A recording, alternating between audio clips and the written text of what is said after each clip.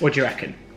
Should I buy a Mercedes-AMG GTR? Hi guys, and welcome back to Archie Hamilton Racing, and welcome to what is going to be an exciting video ahead. You join me in my Mercedes, where I've just left London for where I'm heading to a certain circuit. Today hasn't gone to plan already because I'm joined in my Mercedes, which is no bad thing, but I was meant to take my Porsche GT3 RS, but then I looked out the window, I saw the weather, and I thought there is no way that is coming out to play today because it is just that bad. Down to Goodwood Circuit, where I'm going to be going around the track in some amazing supercars with a certain somebody. Tony's going to be there, along with a lot of other amazing cars as well.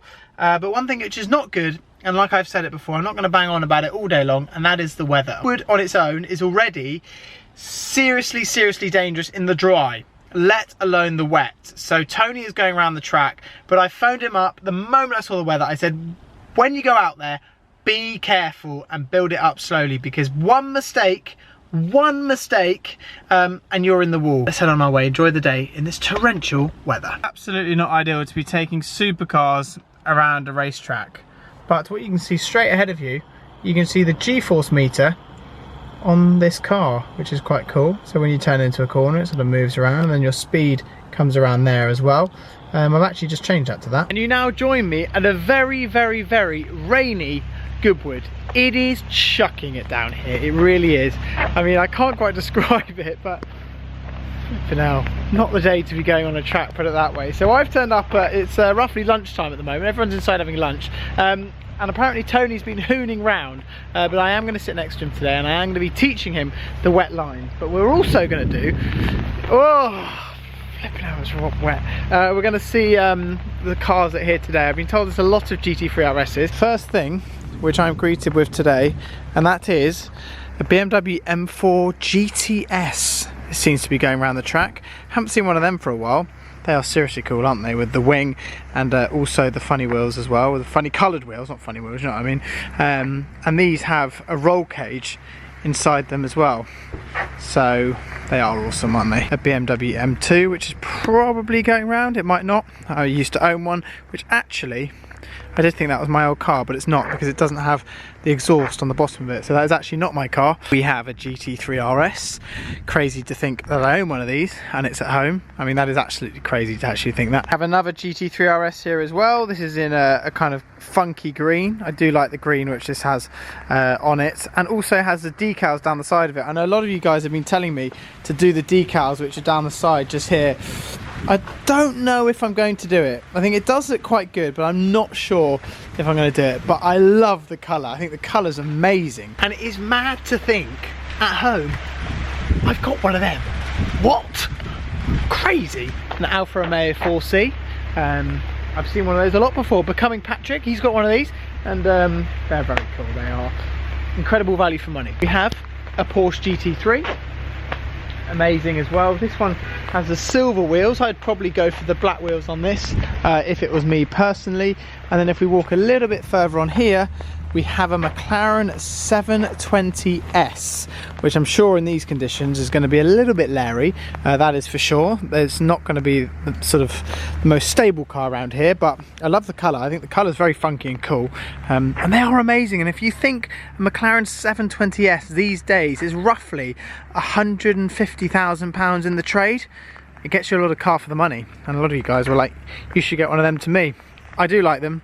But I'm pleased with my purchase. And then we also have another McLaren here as well, which is going around, which also looks good also. And then also we're greeted with more GT3 RSs are here. We have one just here, a Generation 2 car. Let's walk a little bit further along here, and then you can see more of it. So this is a Generation 2 car, which is sat underneath the garage here, probably the best place for it at the moment. We have a Lotus. Tony Gravel's Porsche GT3 RS, which is here. And apparently Tony has been hooning around the track earlier today, so we're going to find him in a second and hear what he has to say. And then if we also walk along here, we have another GT3 RS as well. Look at you join me with... Oh, hello again. Yeah, we're on. This is on now. This is on again. Again. Started it in my bedroom. Well, you would have, it's raining today. Yeah. So you would have started it in your bedroom. Ending's already done. Yeah. Oh. How are Tony? I'm a good boy, how are you? I mean, it's not been long since you were last on my channel, actually. No. You seem to be appearing quite a lot. The last video I got over 100k, boy. Yes, boy! We're in my GT3 RS. No, they know that. Well, they don't. You haven't told them, unless you told them. No. Well, you've already told them. Yeah. You've done that bit. Yeah. Because I don't know what he's done, because he just got here and he's pre-recorded. Am I late? But yeah, I'll be there about 11. It's 1:15. Did your watch stop? Not forget that today is torrential rain. It's not just rain. It's not good. No. It's not great, if I'm honest. And Goodwood as well is especially dangerous. Yeah, because there's no runoff. No, you will be on your roof. I was a little bit worried I was going to get a call that you'd be on your roof. No, I've been quite smooth. Yeah, smooth. That's what you got to be in the rain, you know. You've taught me well, boy. No, I am a very, very good teacher. You are. Yeah. You're not a good driver, you're just a good teacher. Oh, P9 over there. My car's better than yours. No, it's not though. Gen 2 is okay, but the Gen 1 is more desirable. You go fuel this up and then we'll be on the track and then you'll be going sideways. No, I'm going to go smooth, you'll be impressed, boy. I'm actually just as fast in the dry as I am in the wet. Well, no, that's not a thing. Well, you took me properly, boy. No, but you need to do the lines differently. There's all sorts you need to do. We'll be fine. We need to brim the car. You forget actually how much you have to fuel these cars up. Half a day that's done. It's actually not that bad. But half a day. And there we go. We're just getting the fuel in it now. Tony, this wrap is a bit much, mate. I was thinking about changing it. Are you thinking about changing the wrap? Yeah. To what? Well, Le Mans is just happening now, so you can change it to something else. The blue Le Mans wrap. Yeah. It's actually nice. Is it white and gold and black, I think? White and gold and black, yeah. Are you keen? Fairly. I mean, this is boring now. That's right, good. And the people no. I know, but people are bored of it. Well, I'm not. I leave Tony for 2 minutes and he's gone round the track. That's another one. Whoa. I think he's trying to go past his car. So as you can see, the track is pretty damp, but it's a spray that you get after it, which comes up from the tyres, and that creates sort of a massive sort of water effect as the M4 GTS is going out.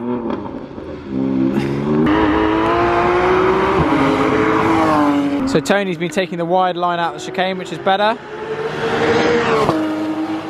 And then you just see nothing. You're flying. Is it alright? Yeah. Not bad? You're not scared in any condition, are you? No. No. Got another one. What? You got another what? Another car. Well, if I hit a wall, just go and get another one. Fine. Well, I can't. You've got any money. Crash helmet on? Oh, my crash helmet, I forgot it. Wait a minute. Sorry, I'll be back. Yeah, I need my helmet. Sorry, mate. Forgot my helmet. I thought I might need that. Yeah, Thank you. Are gonna need that. Cheers. No worries. What do you think of that? You are. I mean, the camera should be on. It's on. The camera's on. It's on. Archie Hamilton, professional racing driver, forgot his helmet. Archie Hamilton, professional racing driver, is a helmet. Literally. What I'm going to do is I'm going to explain to you the racing lines, and then what do you want to do? You want to see if some are right, some are what you think. Yeah, I'm not going to say anything. I'm just going to watch you, and I'll see what I've been doing right and what I've been doing wrong. I'm not going to hoon it round because honestly, No, the I don't want you condition. to. But you, listen, I trust you. No, but we'll just. I've been going round as fast as I can. Absolutely torrential. Yeah, it's torrential. I mean, it's standing water in the middle of the road. Yeah. I mean, if you hit that, you are round here as well. You're gone. Well, I'll show you where I hit. Mate, there's standing water everywhere. Yeah. No. I mean, if you hit it, that is your lot. Yeah. This is actually not funny. So that's what I hit there. See that? You hit that? At 110. Mate, that's not funny. That was the first time, and the second time I was here. Mate, that's actually not funny. When it is wet like this, you try to miss the racing line because, as you may know, when it rains, the racing line turns to rubber because everyone takes a traditional line, so you want to go around that. So that's what people do in Formula 1, they try and miss the racing line. Do you know that? Yeah. So that's have you been doing that? Yes. Okay. To an extent. Into turn 1, you brake offline. You have to go into the line because it's standing water. But I have the car a little bit of car's width on the outside, and then I keep it in the middle of the road all the way out, and then you can get on the power earlier. Are you flat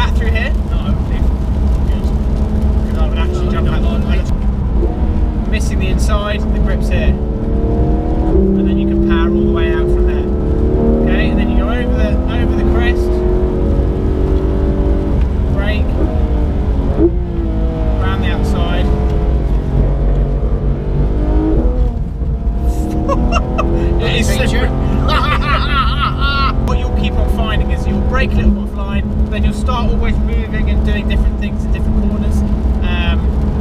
And every lap's different. Every single lap is different. But what I do, and this is how I drive a race car in the wet, is I like to pitch the car into a little bit of understeer. Yeah. So I like to judge where the grip is by using the front of the car. Okay. So what I'll do is that's from karting. All the go-karters, all the single-seater drivers, that's what they do. Is they'll just pitch it in, use the front end. The front end will move a bit, and then as much as the front end moves, they will then judge when to get on the power. Look at that. Yeah. That's literally. So I'm slightly different line, but I'm really careful there. Honest with you, I've driven this car in like every single place in the dry, and in the wet, I don't want to push your car in the wet. No, that's respectful. Because I'm here. I'll happily go out and show you the lines, but this is the worst conditions it's ever going to get. Actually, just jumping in your car this morning, driving down here, because 90% of people wouldn't bother. They'd look outside the window, they wouldn't. And when I got here, all I saw was you just going past flat, and then you just get on with it. Yeah, but you've got to learn, haven't you? Well, this is good teaching. Well, it is good teaching, but fair play. I mean, a lot of people. Goodwood is the UK's scariest circuit, and you just jump in and you go flat. So like I've said it before, and I'll say it again, we're going to get your race licence in the next couple of weeks. Can we do it? I'm going to organise it. Yeah, no. Well done. I'm going to organise it, and then I'm also going to organise us a race. And I'm going to organise my audience to come watch it as well. Me and you a race? Yeah. I mean, I'll not see where you're going in a race. No, you're going to be my teammate. Oh, that's chaos. Really? Yeah. Well, they won't see where we go. No. So I'm now back, and that was a seriously eventful day going around that circuit in the rain. But I have made it back, and what I want to do is I want to have a chat to you all about something which could potentially be very, very exciting indeed. You may all be aware, I own my Mercedes-AMG A35. I also own my Porsche GT3 RS in ultraviolet. My dream kind of supercar that replaced my Lamborghini Huracan, and then the SVR also went, and I have the A35 also, so yellow and purple car is in my current garage. I went up to Redline it must have been about 6 months ago, and I drove a Mercedes-AMG GTS, and I said, it was actually an edition 1 I believe it was, in red, and I said, should I buy this car and add it as a third car to my garage? Because I was being genuinely serious that I wanted to add a third car to my garage. And a lot of people were like, you're never gonna buy this. But I was being serious because I couldn't actually necessarily just go out and always drive my Lamborghini Huracan at the time. It was just, you just couldn't go on a road trip all the time and that, etc. Anyway, Lamborghini Huracan didn't hang around, didn't get that car. Now what I'm thinking is adding a third car to my garage and getting sort of a car which I can use day to day. It's still got the supercar kind of feel to it, etc. Because A35 are running around in, the Porsche GT3 RS, it is the best supercar, but it's a car which is potentially going up in value as well. So you have to be a bit careful. You can't sort of think, oh, I can go and do 2,000 miles in it, because you've got to be a little bit, if you're going to do 2,000 miles in it, you want to sort of take it around a track and do 2,000 miles in it. What I'm thinking is adding a third car to the garage, which I could just take on road trips. I could make really cool content with it in terms of mixing things up a bit, going to amazing roads, and something which I can jump in day to day as well. I'm not selling the GT3 RS. This would be an addition to the garage. The GT3 RS, that is a stayer, because it's a car, like I say, potentially going up in value, and why would you